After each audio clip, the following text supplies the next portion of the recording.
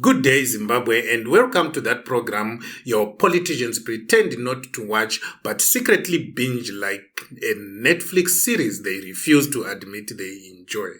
Today, we open with a tale so bizarre, so unserious, so wildly on brand for Harare that if a Hollywood producer read it, they would reject it for being too unrealistic. But this is Zimbabwe, where governance is performance art and the performance rarely ends well.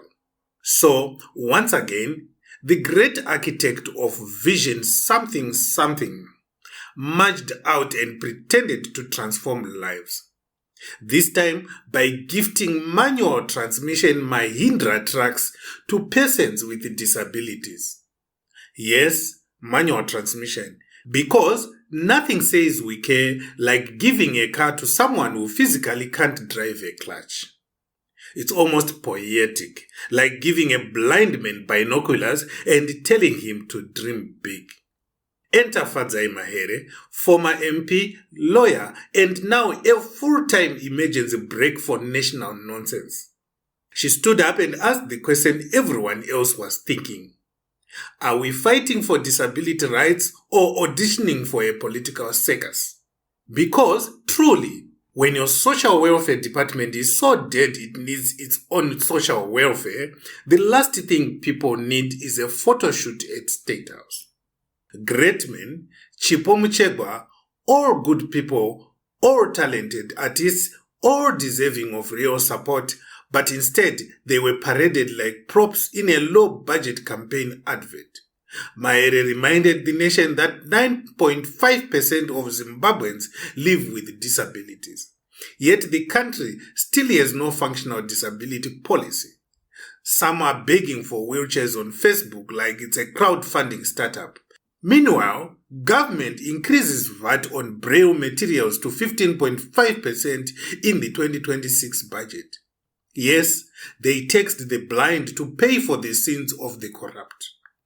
Zimbabwe, where corruption steals $2.2 billion annually, but donating a single car is considered transformational leadership. Then Mahere delivered the knockout punch. What about everyone who didn't get a car? Because truly, what does a disabled person in Gokwe do? Hitchhike? Teleport? Crawl into a combi where the steps could defeat a professional gymnast? The disability community is not asking for miracles. They are asking for basics, wheelchairs, hearing aids, braille readers, accessible schools, sign language interpreters. But apparently, those don't trend on social media. And while we are on the subject of national gifts that nobody asked for, let's talk about the cement industry, which has collapsed so hard it should apply for emotional support. The finger of blame is pointing squarely at Kudakwashe Tagwirei and his business partner Chimuka. Yes, the tag team that collects companies the way children collect metal bottle caps in high-density suburbs. Sources say Chimuka acted as a front for Tagwirei in acquiring Lafarge, now renamed Khaya. And the whole operation is falling apart. Machines breaking down, staff morale in the negative, production collapsing, and cement disappearing faster than promises during election season. Industry insiders say the plan was simple.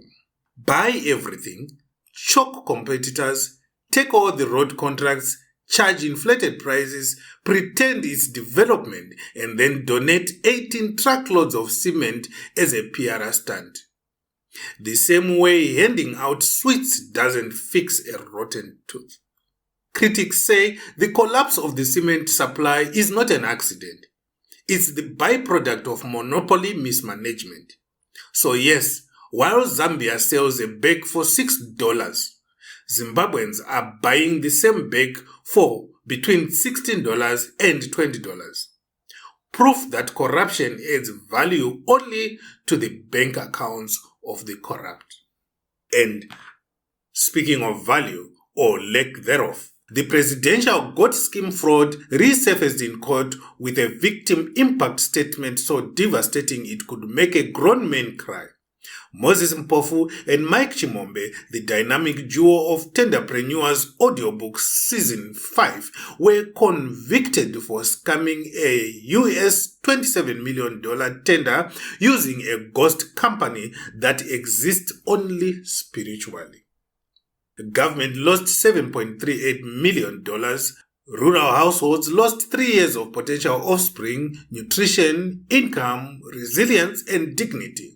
Vision 2030 lost momentum, but corrupt businessmen gained airtime, suits, and probably a few more goats than the villagers ever touched.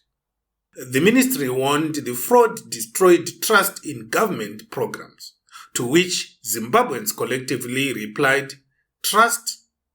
Which one?" And just when the nation was recovering from the goat trauma, ZIMSEC came with grade 7 exam results, 395,090 candidates, but a slight drop in pass rate. Girls continue to outperform boys, proving once again that if women ran this country, would probably have electricity, water, and a currency that doesn't disappear when you wash your jeans. Special needs learners improved, which is commendable, though the same government still can't provide sufficient braille materials because, again, VAT. But fear not, Zimstat then swooped in, waving inflation figures like a magician, pulling a rabbit out of her head. ZIG annual inflation dropped to 19%. The government says this is a sign of stability. Economists say it's a sign of manipulative exchange rate management and statistical gymnastics worthy of an Olympic medal. Meanwhile, US dollar inflation remains high, forex remains scarce, parallel market rates continue to whisper the real truth, and businesses remain confused about whether they should price goods in science, fiction, or prophecy. And in the middle of all this, the ZCTU said enough. They called on Parliament to reject Muthuli's 2026 budget, describing it as hollow, regressive, tragic, and harmful to workers, pensioners, and the unemployed. They say the budget squeezes blood out of Stunts, taxes the poor, spares the rich, ignores pensions, ignores unemployment, suffocates SMEs, and gives workers absolutely no relief. They demanded Parliament reject the budget and force the government to rewrite it in a way that actually resembles compassion. Meanwhile, in Guinea-Bissau, a coup that might not be a coup happened. The president declared himself dethroned before the military did. A world first. Sonko called it a sham. Goodluck Jonathan called it ceremonial. And the African Union suspended the country. ECOWAS suspended the country. And the people of Guinea-Bissau suspended their hopes of hearing election results anytime soon. It's West Africa. They make coups differently there, with drama, confusion, and a touch of avant-garde political theater. But if you think that's wild, America said, hold my beggar. The Trump administration paused all visas for Afghan passport holders and halted all asylum decisions, all because one Afghan national allegedly shot 2 National Guard members. The US is now re-examining green cards, vetting everyone, and promising to deport anyone who isn't a net asset or compatible with Western civilization. No comment. Just vibes. Zimbabweans watching this from afar may ask, is this what functional states do? Honestly, it depends on the week. Back home in sports, Caps United appointed Tekshua Chiragwi as head coach. Yes, the same Chiragwi suspended and fined for slapping a player at Rufaro Stadium. Football is back. Drama is back. Nengo Masha is team manager. New signings are in. The Cape storyline is already giving Premier Soccer League telenovela energy. But after everything, the disability drama, the God scandal, the cement crisis, the inflation illusions, the ZCTU rebellion, the Guinea-Bissau stage play, the US immigration storm, and the local football reshuffles, one truth remains. Zimbabweans continue to survive a level of leadership that would cripple any other nation. Yet, the people stand, they adapt, they laugh through the pain, they rebuild what corruption destroys, they educate their children, they carry each other. And that resilience, not the budget, not the speeches, not the staged handovers, is what keeps this nation alive. This is Zimwaves TV, where truth gets roasted, power gets interrogated, and nonsense gets reported with the seriousness it deserves. Absolutely none.